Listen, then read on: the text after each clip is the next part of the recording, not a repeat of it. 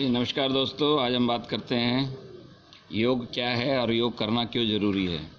योग का मतलब होता है जो कि जोड़ना, युज धातु से बना हुआ वर्ड है ये। आत्मा को परमात्मा से जोड़ना, मन को अपने शरीर से जोड़ना। योगस्य चित्तवृत्ति निरोधा, योग चित्त की वृत्तियों का निरोध भी करता है। योग समत्व उच्यते, समता का नाम भी योग है। योग कर्मसु कौशलम, ये गीता में भी आया है। योग हमारे कर्मों में कुशलता लाता है और हमारे कर्मों में समता भाव बनाए रखता है, कर्तव्य कर्म की प्रेरणा देता है। योग की अनंत परिभाषाएं हैं। मुख्य आप ये जान लीजिए कि योग का मतलब जोड़ना होता है, आत्मा को परमात्मा से जोड़ना, जैसे कि हमारे जीवन का उद्देश्य है। आत्मा वापस अपने परमधाम परमात्मा से जुड़ना चाहती है और उसके कई तरीके गीता में भी बताए हैं, चाहे कर्म योग, ज्ञान योग, भक्ति योग हो।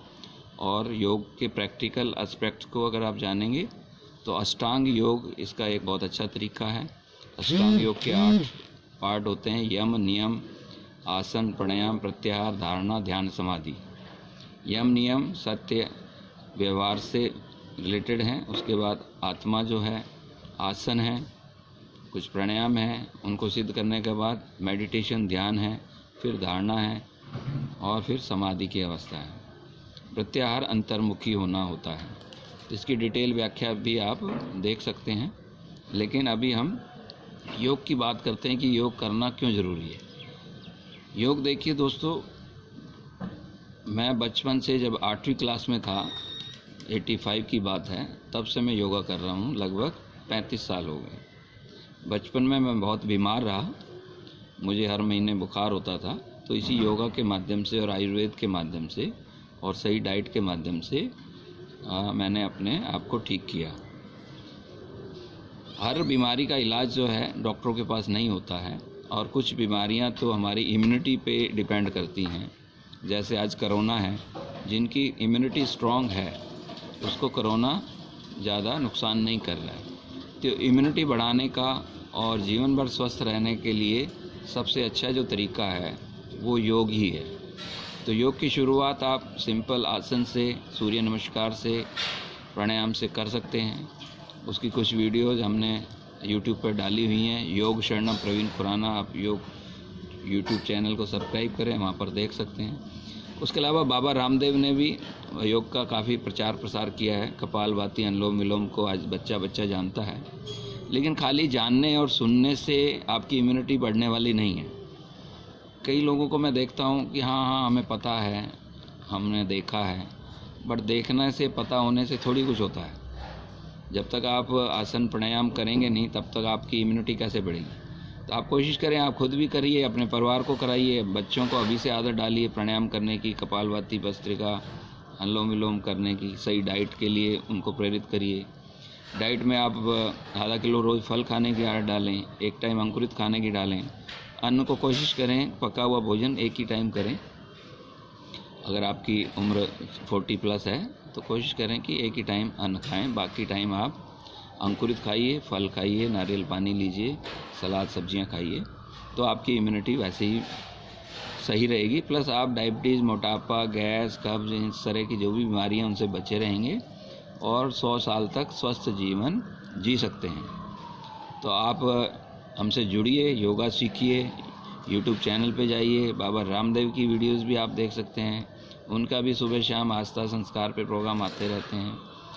इसके अलावा हर पार्क में लगभग योगा क्लासेस चलती हैं। भारतीय योग संस्थान की भी क्लासेस चलती हैं, पतंजलि की भी चलती हैं, पेड क्लासेस भी हैं। जहाँ जैसे आपको जैसे सुविधा हो, आप उस योग को करना शुरू करिए। कहाँ से करते हैं, कैसे करते हैं, आप आजकल बहुत सारे माध्यम हैं। सोशल मीडिया पे भी बहुत सारी वीडियोस आपको मिल जाएंगी।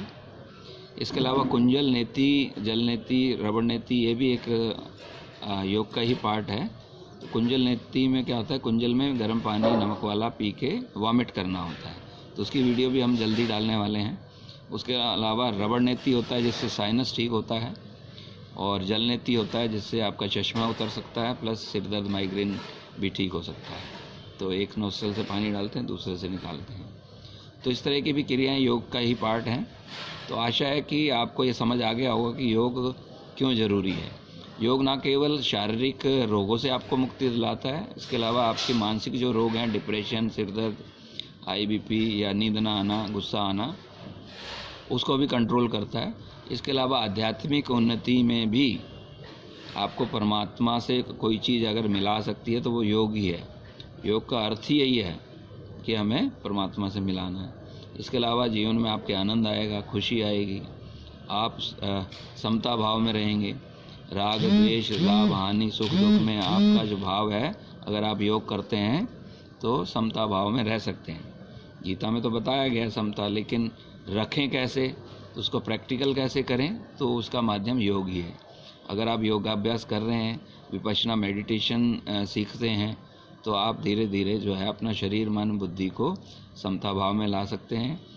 अपने ध्यान, मन को एकाग्रचित कर सकते हैं, मन को काबू में ला सकते हैं। योग चित्त वृत्ति निरोधा, चित्त की वृत्तियों का नाश भी योग ही करता है। काम, क्रोध, लोभ, मोह, अहंकार, ये चित्त की वृत्तियाँ ही हैं, इनसे भी आपको निजात दिलाएगा योग।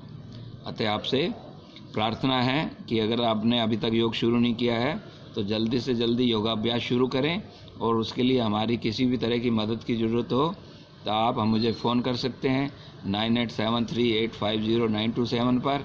उसके अलावा यूट्यूब पे और जो वीडियो डाली हुई हैं योग शरणम प्रवीण खुराना पे, उस पे जाकर उन वीडियो का भी लाभ ले सकते हैं। उसमें डाइट के बारे में भी बताया गया है और योग के बारे में भी बताया गया है, प्राणायाम के बारे में भी बताया गया है। कुछ वीडियो और भी हम डालते रहेंगे अगर आप लोगों का सहयोग रहा। हरे कृष्ण, धन्यवाद।